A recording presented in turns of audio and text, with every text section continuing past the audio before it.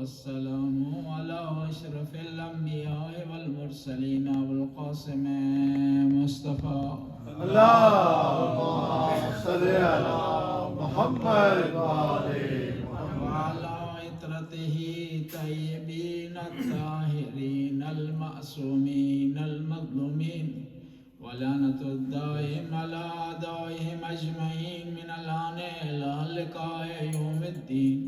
بسم الله الرحمن الرحيم. قال الإمام حسن العسكري عليه السلام: اللهم صل على محمد وآل محمد. وأما من الفقهاء صائنا لنفسه مطيعا لأمر مولاه وعلى العوام أن يقلده. صلوات اللهم صل على محمد وآل محمد. امام حسن عسکری علیہ السلام کی زندگی اور آپ کی حیات طیبہ اس لیے بھی زیادہ امپورٹنٹ ہے کہ یہ زندگی دو دوروں کے درمیان ایک جنکشن کی حیثیت رکھتی ہے. یعنی یہ امام کی جو زندگی ہے یہ امام کے ظہور کے زمانے کو غیبت کے زمانے سے ملانے والی ہے، اس لیے بہت زیادہ امپورٹنٹ ہے. اس سے پہلے شیعوں کو جو مشکل پیش آتی تھی، کسی مسئلے کی تشریح کی ضرورت پڑتی تھی، خود امام موجود تھے. امام جعفر صادق کے زمانے میں امام جعفر صادق ہیں، امام باقر کے زمانے میں امام باقر ہیں. اور اس لیے شیعہ اور سنی میں ایک بنیادی فرق یہ بھی ہے کہ شیعہ کو بعض علوم کی ضرورت دیر سے پڑی. مثلا علم اصول فقہ کی ضرورت نہیں پڑی شیعہ کو، جب تک امام تھے مسئلہ ہوتا تھا امام سے پوچھتے. علم رجال کی ضرورت نہیں پڑی کیونکہ امام کے زمانے میں جو آئمہ کے زمانے میں جو راوی تھے ان کی حالات زندگی واضح اور روشن تھی. علم جرح و تعدیل کی ضرورت نہیں پڑی کہ کیونکہ کسی راوی کو جرح و تعدیل کی ضرورت نہیں پڑتی تھی کہ اس کے بارے میں جانا جائے کہ وہ راوی صحیح ہے، غلط ہے، عادل ہے، وہ راوی جو ہے وہ آیا منصف ہے یا منصف نہیں ہے. کیونکہ جو مسئلہ ہوتا تھا خود امام سے پوچھ لیتے تھے ڈائریکٹ لوگ، یا کسی راوی نے کوئی روایت بیان کی اس کی تصدیق کے لیے خود امام جعفر صادق سے پوچھ لیا جاتا تھا، امام باقر سے پوچھ لیا جاتا تھا، امام رضا علیہ السلام سے پوچھ لیا جاتا تھا. اس لیے کچھ ایسے علوم تھے جن کی شیعہ کو غیبت کے زمانے تک ضرورت نہیں پڑی. لیکن جب زمانہ جیسے جیسے غیبت کا زمانہ قریب آیا تو آئمہ نے کچھ اصول دیے ہیں کہ ان اصول کی بنیاد پر شیعہ کا اصول فقہ بھی اس کی بنیاد پڑتی ہے، شیعہ کا علم رجال کی بنیادی پڑتی ہے، شیعہ کی جرح و تعدیل کی بنیادی پڑتی ہے، شیعہ کی علم حدیث کی بنیادی پڑتی ہے.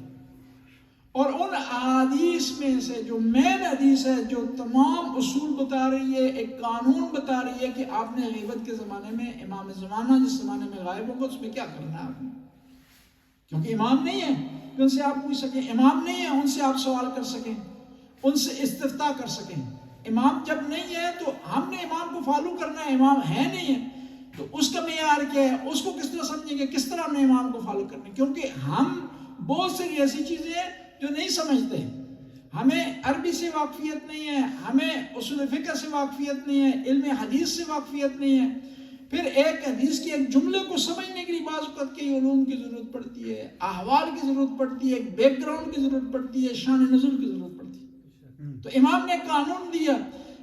کسی نے امام سے پوچھا، اگرچہ یہ جو قانون امام حسن عسکری بتا رہے ہیں یہ قانون کسی حد تک دوسرے ائمہ نے بیان کیے لیکن مکمل طور پر واضح تمام کنڈیشن کے ساتھ امام حسن عسکری نے بیان کیے. اس سے پہلے بھی ہے کہ امام جعفر صادق کے زمانے میں حضرت امام نے فرمایا کہ کس کو حکم دیا، اپنے ایک صحابی کو، ابان ابن تغلب کو، اجلس فی المسجد و افتح، کہ مسجد میں بیٹھو اور لوگوں کے سوالوں کا جواب دو. یا امام سے کسی نے سوال کیا کہ مولا کہ ہم آپ سے ملاقات نہیں کر سکتے، دور رہ رہے ہیں، ہمارے اور آپ کے درمیان ظاہر طور پر فاصلہ ہے، کسی مسئلے کی تشریح کی ضرورت تو کیا کریں گے؟ امام نے فرمایا یونس ابن عبد الرحمن ہمارا موثق آدمی ہے، ہمارا قابل اعتماد آدمی ہے، اس سے آپ سوال کر سکتے. لیکن امام حسن عسکری نے ایک واضح اور ایک لائن دی ہمیں کہ ہم نے غیبت کے زمانے میں کیا کرنا. وہ لائن یہ ہے، فرماتے ہیں کہ فقہاء میں سے ایک ایسا آدمی نہیں کا راوی ہو صرف نہیں کہا کہ صرف فقیہ ہو کافی ہے، بلکہ فقیہ ہو ضروری ہے، ساتھ کیا ہے، سائن لنفس ہے، کہ اپنے نفس پر، ہوائے نفس پر کنٹرول کرتا ہو، ہوائے نفس کا پجاری نہ ہو، ڈرنے والا نہ ہو، علم سے آگاہی رکھتا ہو، مطیع لامر مولا، اور اپنے پروردگار کا مطیع ہو۔ قبلہ آپ کا فون جی جس کی آواز جس آپ کا فون ہے آواز بند کر دے، اسپیکر میرا فون رہا جی، مائک میں آواز آ رہی ہے فون کی، اپنے فونوں کی آواز صلوات پڑھنا۔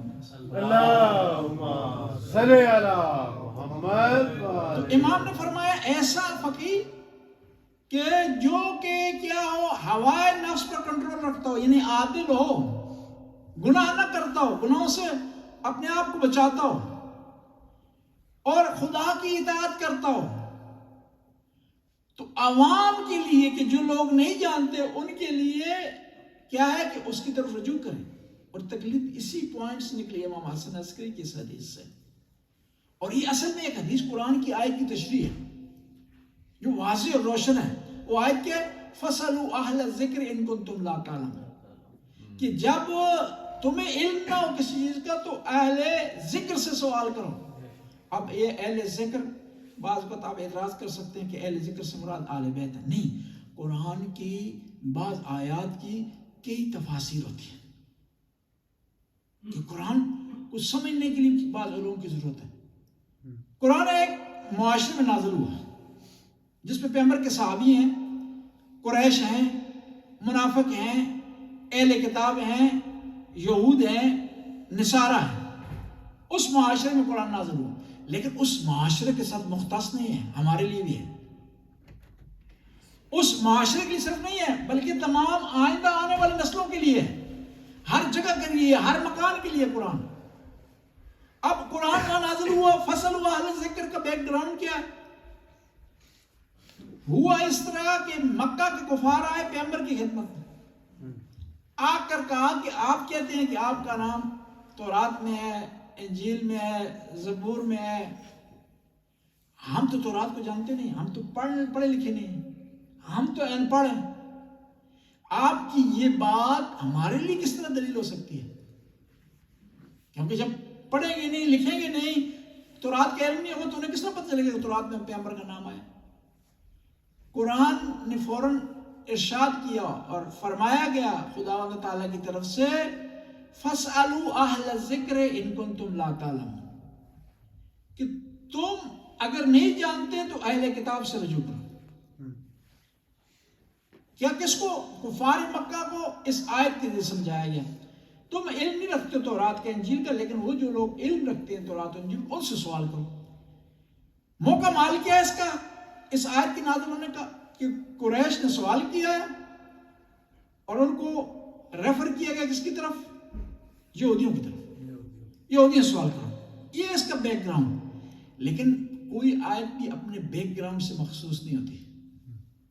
یہاں پر علماء کہتے ہیں کہ ہم تنقیح مناد کریں گے، اس سے کلیہ اور قانون نکالیں گے، ایک ریگل نکالیں گے کہ مکہ والوں کیوں کہا کہ رجوع کریں تو اس کی طرف، یہودیوں کی طرف، کیونکہ یہ ان پڑھ تھے، ان کی طرف رجوع کیوں کریں کہ وہ پڑھے لکھے؟ یعنی قانون خدا نے دے دیا کہ ہر ان پڑھ کو پڑھے لکھے کی طرف رجوع کرنا چاہیے، چاہے دنیاوی کسی فیلڈ میں ہے، چاہے کسی اخروی فیلڈ میں ہے، چاہے جو کسی دنیاوی معاملے میں ہے، چاہے قرآن کے معاملے میں ہے، چاہے دنیاوی معاملے میں ہے، چاہے حدیث کے معاملے میں ہے، چاہے دنیاوی معاملے میں ہے، چاہے فقہ کے معاملے میں ہے۔ بس قرآن نے قانون دے دیا کہ ہر نہ جاننے والے کو ایک جاننے والے کی طرف رجوع کرنا چاہیے۔ اس قانون سے نکلا کہ ہم جو لوگ ہیں جو قرآن کا مکمل علم نہیں رکھتے، حدیث کا مکمل علم نہیں رکھتے، دوسری جو علوم ہیں جو انوالو ہیں فقہ میں ان کے علم نہیں رکھتے، تو ہمیں چاہیے ایک ایسے شخص کی طرف رجوع کریں جو ان چیزوں کا علم رکھتا ہو۔ وہ کون ہے جی؟ آیت اللہ سستانی۔ وہ کون ہے جی؟ آیت اللہ خامنائی۔ وہ کون ہے جی؟ وحید خراسانی۔ وہ کون ہے جی؟ مکارم شرازی۔ اب ہمیں کس طرح پتہ چلے گا کہ ان لوگوں کے پاس علم ہے؟ اس کے لیے یہ ہے کہ وہ لوگ جو کہ ہم سے تھوڑے بہتر ہیں، ان سے کم ہیں، علمی لحاظ سے ان سے کم ہے لیکن ہم سے بہتر ہیں، وہ ہمیں بتائیں گے کہ ان میں سے زیادہ علم والا کون سا ہے، زیادہ اتھارٹی کون رکھتا ہے، کس نے زیادہ جو ہے وہ وقت لگایا ہے آل بیت کی احادیث کو سمجھنے کے لیے، قرآن کی آیات کو سمجھنے کے لیے۔ پس قرآن کی یہ آیت تھی فَاسْأَلُوا أَهْلَ الذِّكْرِ، اس کی ابھی تک دو تفسیریں ہوں گی. ایک تفسیر مکہ کے قریش اور یہودی، دوسری تفسیر ہم اور ہمارا مجتہد، ایک اور تفسیر بھی علماء نے اس کی بنائی ہے اور وہ سب سے بہترین تفسیر ہے. تینوں جو تفسیریں ہیں یہ آپس میں ٹکراتی نہیں ہیں، کلیش نہیں کرتی. تیسری تفسیر یہ ہے کہ ہر ان پڑھ کو چاہیے ایک پڑھے لکھے کی طرف رجوع کریں. اور پیغمبر کے زمانے میں علم میں سب سے آگے سب سے بڑا لکھا وہ تھا جس کے بارے میں پیغمبر نے ارشاد فرمایا انا مدینۃ العلم وعلی بابها.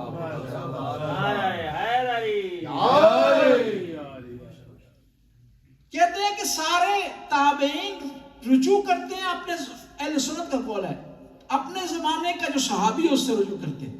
ان تابعین کو اگر علم کی ضرورت ہو، معلومات کی ضرورت ہو، رجوع کرتے ہیں صحابہ کی طرف. صحابہ میں جو سارے صحابی ہیں ان صحابہ کی طرف رجوع کرتے ہیں جنہیں فقہاء کہا جاتا ہے. اور صحابہ میں سارے فقیہ نہیں تھے، کچھ لوگ تھے. اور جب فقہاء کو مشکل پیش آتی تھی تو وہ علی مرتضیٰ کے دروازے پر آتے ہیں. اور اتنا دروازے پر آئے کہ ایک شخصیت کو یہ کہنا پڑا کہ لولا علی لہلاک عمر، کہ آج اگر علی نہ ہوتے تو عمر ہلاک ہو جاتا. یہ مقام ہے اس آیت کا. بس اس آیت سے ہم تین تفسیریں نکال لیں. ایک یہ ہے کہ اس سے مراد مکہ کے کفار ہیں کہ یہودیوں کی طرف رجوع کریں. دوسرا یہ ہے کہ عام آدمی کو چاہیے مجتہد کی طرف رجوع کریں. تیسرا یہ ہے کہ ہر آدمی کو کہ علم حاصل کرنا ہے، علم کی خیرات مانگنی ہے، تو اس آدمی کو چاہیے کہ وہ اہل بیت کے دروازے پر آئے. اور بڑا پیارا جملہ کہا پیغمبر نے، انا مدینۃ العلم وعلی الباب، میں علم کا شہر ہوں، علی اس کا دروازہ ہے. یعنی میرا اگر تم نے حاصل کرنا ہے نا، تم اگر تفسیر کو جاننا چاہتے ہو، قرآن کو جاننا چاہتے ہو، مجھ سے علم حاصل کرنا چاہتے ہو، تو اس کے لیے ضروری ہے کہ علی کے دروازے پر جاؤ. اس لیے تو مولا علی نے ارشاد فرمایا لو سنی الفضلی وسادہ لحکمت بین اہل التورات بتوراتہم و بین اہل الانجیل بانجیلہم، کہ اگر میرے لیے ممبر قضا بچھا دیا جائے اور مجھے قضاوت کے لیے کہا جائے تو میں قرآن والوں کے درمیان قرآن سے فیصلے کروں گا، اور انجیل والوں کے درمیان انجیل سے فیصلے کروں گا، زبور والوں کے درمیان زبور سے فیصلے کروں گا، اور تورات والوں کے درمیان تورات سے فیصلے کروں گا.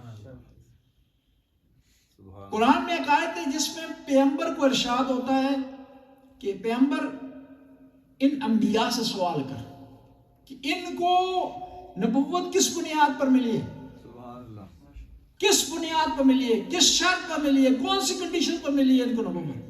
کیونکہ نبوت دینے سے پہلے خدا نے معاہدہ کیا نا انبیاء سے، جی ذمہ داری سونپی ہے، جی خود انسانوں سے بھی معاہدہ کیا ہے عالم زر میں. تو کس بنیاد پر ملی ہے؟ قرآن کی اس آیت کی تفسیر میں سارے صحابہ رہ گئے، کوئی بیان نہ کر سکا، کیونکہ تفسیر سمجھ نہیں آ رہی کہ ایسا کوئی موقع تھا ہی نہیں کہ جہاں پر سارے انبیاء اور قرآن کی آیات میں مبالغہ نہیں ہوتا، کنایہ نہیں ہوتی، حقیقت کی مبنی ہوتی. کہ نہیں کوئی تھا ایسا موقع جب اللہ کے نبی تھے اور دوسرے انبیاء موجود تھے کہ خدا نے اس نبی کو کہا کہ ان انبیاء سے سوال کر کہ انہیں نبوت کیوں ملی ہے. پریشان ہو گئے سارے، جواب نہ دے سکے، جواب نہ دے سکے، تو علی علیہ السلام کے دروازے پر آ گئے. تو مولا نے فرمایا کہ یہ آیت معراج پہ نازل ہوئی. اب مولا کو کس طرح پتا کہ آیت معراج پہ نازل ہوئی؟ یہ مولا کو کس طرح پتا لگا؟ کیا یہاں پتہ چلا کہ دوسرے صحابہ میں اور امام علی میں فرق ہے. امام علی وہ ہیں جو معراج کی خبر بھی رکھتے ہیں.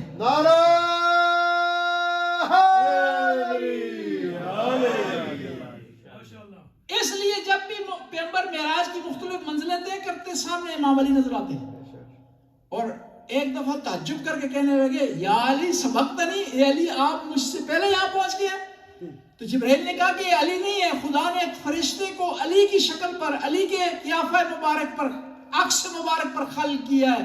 جب سے آپ نے کہا ہے نا کہ علی کے چہرے کی طرف دیکھنا عبادت ہے، فرشتوں نے بھی خواہش کی کہ عبادت حاصل کریں، تو خدا نے ان کی یہ آرزو پوری کرتے ہوئے ایک فرشتے کو مولا علی کی شکل پر خلق کیا تاکہ جس طرح مسلمان مومن علی کے چہرے کو دیکھنے کی عبادت حاصل کر سکیں، یہ فرشتے بھی حاصل کر سکیں.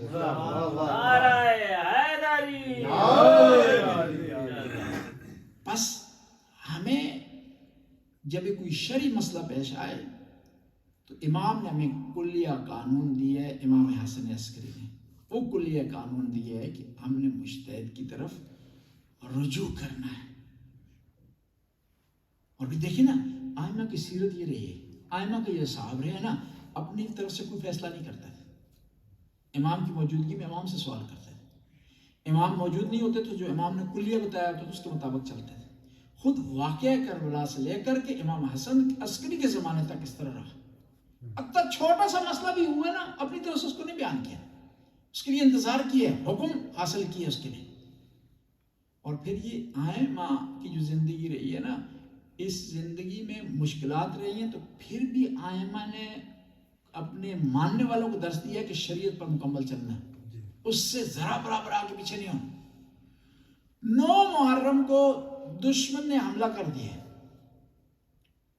اور غازی عباس نے دیکھ لیا دشمن حملہ کرنے والا ہے، ان سے پوچھا کیا کرنا چاہتے ہیں؟ کام جنگ چھیڑنا چاہتے ہیں، حملہ کرنا چاہتے ہیں۔ غازی عباس نے ان کو وہاں جواب نہیں دیا، ان کے حملے کو پسپا نہیں کیا۔ کیا کیا غازی عباس نے؟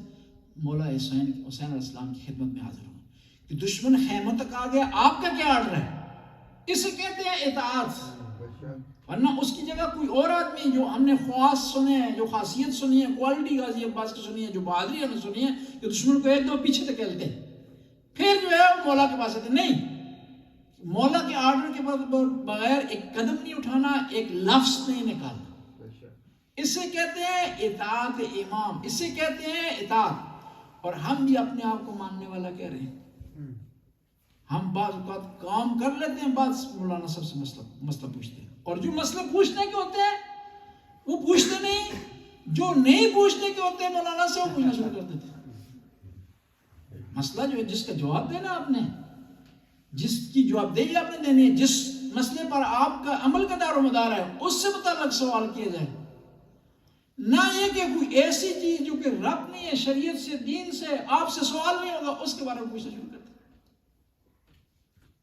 اور پھر جو ہے آفرین ایران کے علماء کو جب ان سے کوئی مسئلہ پوچھتا ہے نا، اگر نہیں آتا نا تو فوراً کہہ دیتے نہیں آتا، نہیں اس کو توڑ موڑ کے کہیں طرف کچھ نہ کچھ جواب ہی دیتے ہیں، ایسا نہیں مسئلہ کرتے۔ وہ علامہ طباطبائی تھے، بہت بڑے عالم دین تھے، علامہ کا لقب انہیں ملا۔ ایران میں علامہ کا لقب ہر آدمی کو نہیں ملتا، یہ پاکستان والا علامہ نہیں ہے، ہر آدمی کو جو بھی اچھا مقرر ہو، اچھی سرلی ہوا اس کو علامہ ساتھ لے لیتے۔ ایران میں مجتہد سے اوپر ہوتا ہے علامہ، مجتہد اسے کہتے ہیں جو فقہ میں ماہر ہے، علامہ فقہ کے علاوہ دوسرے علوم پر ماہر ہے۔ ایران میں چند ہے، علامہ مطہری، علامہ طباطبائی ہیں، علامہ حسن زدہ عملی فوت ہو گئے ہیں، علامہ جوادی عملی ہیں، چند لوگ ہیں علامہ۔ علامہ طباطبائی گزر رہے تھے تو ایک آدمی نے سوال کیا کوئی شرعی مسئلہ، تو انہوں نے کہا مجھے نہیں آتا۔ وہ فوراً اس نے کہا کہ اتنا بڑا امامہ آپ نے سر پہ رکھا ہوا ہے اور آپ کو شرعی مسئلہ نہیں آتا؟ انہوں نے فوراً اپنا امامہ اٹھا کر اس کے سر پہ رکھ دیا کہ امامہ بڑا ہونے سے، اسے سر پہ رکھنے سے اگر مسئلہ کوئی حل ہوتا ہے تو تم حل کر لو۔ یہ بس اہل بیت نے کچھ معیار ہمیں دیا ہے مجتہد کی پہچان میں، اور پھر پوری تاریخ میں اہل بیت نے جو معیار دیا مجتہدین اس کو اترے ہیں۔ جب بھی کوئی شیعہ کو مشکل پیش آئی ہے تو مجتہدین فرنٹ لائن پہ کھڑے ہیں، کہیں بھی کوئی دشمن کی طرف سے تھریٹ ہوا ہے، اٹیک ہوا ہے تو یہ سیسا پلائی دیوار بن کر کے سامنے کھڑے ہیں۔ شام کا مسئلہ ہو، عراق کا مسئلہ ہو، یا پرانا مسئلہ تھا تمباکو والا، سارے مسائل جو ہے وہ مرجعیت کی وجہ سے حل ہوئے۔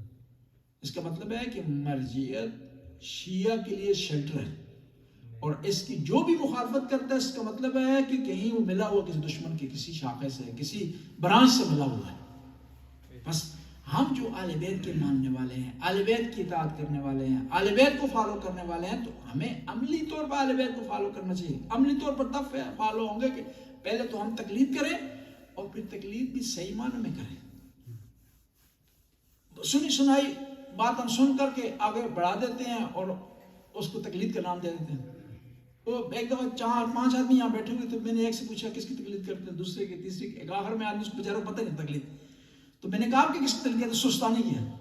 اس بیچارے کو پتہ نہیں تھا، آیت اللہ سستانی ادب سے پیار سے نام لے، وہ کیونکہ سارے کہہ رہے تھے، اس نے کہا چلو ہمارا نام بھی اس طرح شامل کر لو۔ نہیں، تقلید کے لیے نیت کا ضروری ہے، اس کے علاوہ ضروری ہے کہ آپ اس مرجع کے، اس مجتہد کے جو احکام ہیں، جو اس کی فتاوی ہیں، اس کے مطابق عمل کریں۔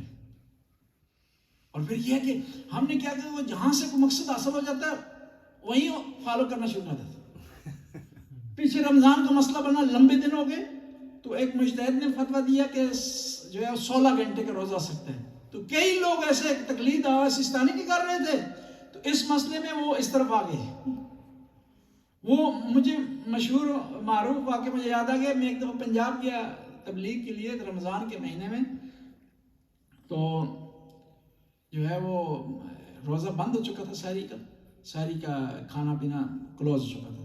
तो चौधरी साहब अब उठे थे, अब अहले सुन्नत की अजानें हो रही थी, तो उन्होंने कहा कोई मसला नहीं, ये भी अपने भरा हैं, ये भी अपने बेली हैं। और अहले सुन्नत में ये होता है कि अहले सुन्नत ने एक और मसला दिया है कि हम ये कि सहरी की अजान होगी तो हमने खाना रोक देना है। अहले सुन्नत का ये कि जब तक वो मौलाना अजान देता रहेगा ये खा सकते हैं। और इसलिए जो ढीली ढीली अजान देते हैं ना मुअज्जिन, वो उससे बड़े खुश रहते हैं कि ये आदमी इतना आसानी से अजान देता है कि हम खाना पका करके भी खा सकते हैं। नहीं, हर किसी की अपनी फ़िक़्ह है। जब आपने फ़िक़्ह जाफ़रिया को फॉलो करना है तो मुकम्मल तौर पर उसे फॉलो करें। अहले सुन्नत हमारे बरादरान हैं, उनका एहतराम ज़रूरी है, लेकिन एहतराम का मतलब ये नहीं है कि हम अपनी फ़िक़्ह छोड़ कर उनकी फ़िक़्ह को फॉलो करें। इत्तेहाद उनसे ज़रूरी है। इत्तेहाद का मतलब ये नहीं है कि हम अपने अकायद को छोड़ दें, अपनी वैल्यू को छोड़ दें, उनको फॉलो करना चाहिए। नहीं, इत्तेहाद का मतलब ये है कि हर कोई अपनी वैल्यू पर अमल करे, अपने अहकाम पर अमल करे, लेकिन झगड़ा ना करे और इस इख्तिलाफ को झगड़े का सबब ना बनाए। इस और मुश्तरका जो पॉइंट है कॉमन, उन पर जो है उन वैल्यू पर ज़्यादा से ज़्यादा ताकीद की जाए। इमाम हसन अस्करी अलैहिस्सलाम की शहादत का दिन आज।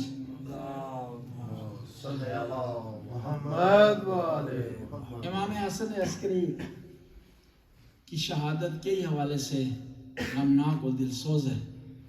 सबसे पहले कि आज के दिन इमाम ज़माना यतीम हुए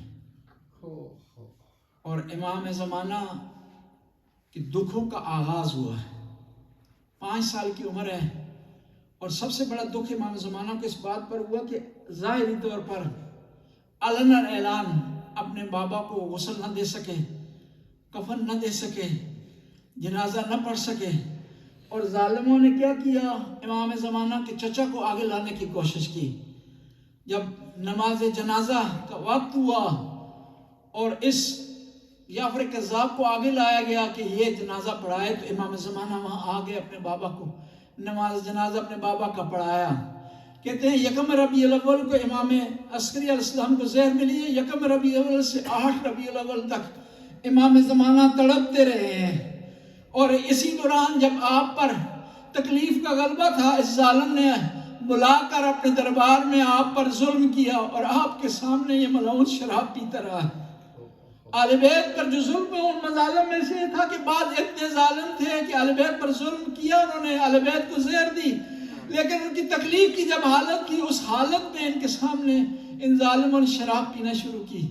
मैं अर्ज़ करूँगा इमाम हसन अस्करी, ए इमाम ज़माना, आपको हम तस्लीयत पेश करते हैं अपने वालिद गिरामी की, लेकिन आप मुश्किल से आए, अपने बाबा को खुफिया तौर पर आपने गुस्ल दिया, कफन पहनाया और आपने अपने बाबा का जनाजा पढ़ा। लेकिन करबला में भी एक बेटा था जिसका नाम ज़ैनुल आबिदीन था।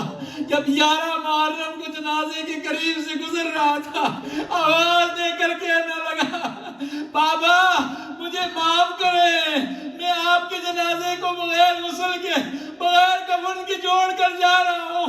देखे मेरे हाथों में हथकड़ियाँ पड़ी हुई है, मेरे पैरों में बेड़ियाँ पड़ी हुई हैं। अगर मेरे हाथों में हथकड़ियाँ न होती, मेरे पैरों में बेड़ियाँ न होती, तो मैं कभी भी इस तरह आपके जनाजे को छोड़कर न जाता।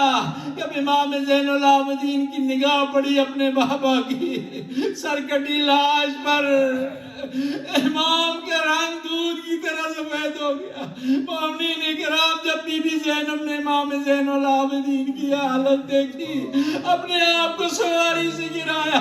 मोमिनीन किराम, जो सवारी से गिरता है अपने बाजुओं का सहारा लेता है। मुझे मालूम नहीं मेरी आकाज़ादी ने किस चीज का सहारा लिया, क्योंकि इमाम ज़माना ज़ियारत नाहिया में इरशाद फरमाते हैं, मेरा सलाम उन बीवियों पर जिनके हाथ पसगर्दन बंधे हुए थे, اور انہیں قیدی بنا کر کربلا سے کوفہ اور کوفہ سے شام لے جایا. خدا اس کلیل سی حاضر کو قبول منظور فرما, ہمارے گناہوں سے درگزر فرما, نیک کام کرنے کی توفیق عطا فرما, برائیوں سے محفوظ رہنے کی توفیق عطا فرما. یا اللہ جن لوگوں نے دعاؤں کے لیے کہا ان کو دعاؤں کو مستجاب فرما, جو پریشان آ رہا ان کو پریشانی کو آسانی میں تبدیل فرما. یا اللہ زمانے کے امام کے ظہور میں تعجیل فرما, ہمیں امام کے انصار میں سے قرار دے. یا اللہ ہمیں وقت کے امام کو ہم سے راضی فرما, ہر وہ کام کرنے کی توفیق عطا فرما جس میں امام کی رضایت پائی جاتی ہے, اور ہر اس کام سے پرہیز کرنے کی توفیق عطا فرما جو امام کی ناراضگی کا سبب بنتا ہے. یا اللہ اس مرکز کو قائم و دائم فرما, جو مومنین مومنات یہاں خدمت کر رہے ہیں ان کی توفیقات میں اضافہ فرما, انہیں اس کا اجر عطا فرما. ربنا آتنا فی الدنیا حسنہ وفی الآخرۃ حسنہ وقنا عذاب النار. اللہم صل ماتم حسین یا حسین یا حسین یا حسین یا حسین